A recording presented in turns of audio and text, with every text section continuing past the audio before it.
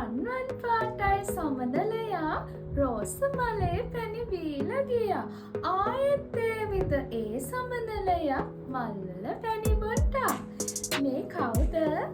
මතක් කරන්නකෝ.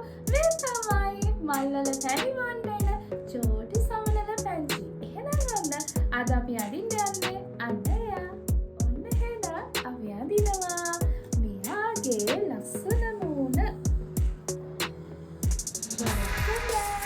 ඊට පස්සේ මෙයාගේ බඩ.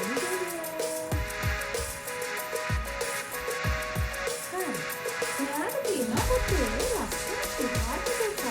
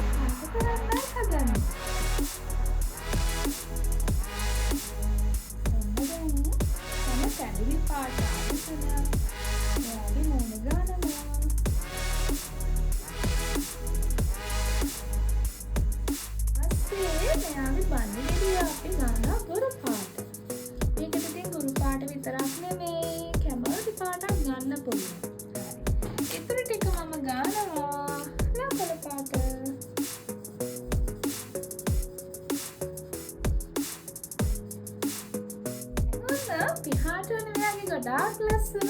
ඒ නිසා මේ බලන්නකෝ මම පාට කරන විදිහ.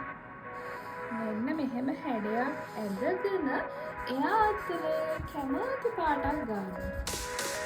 අංගත්තේ රෝස පාට.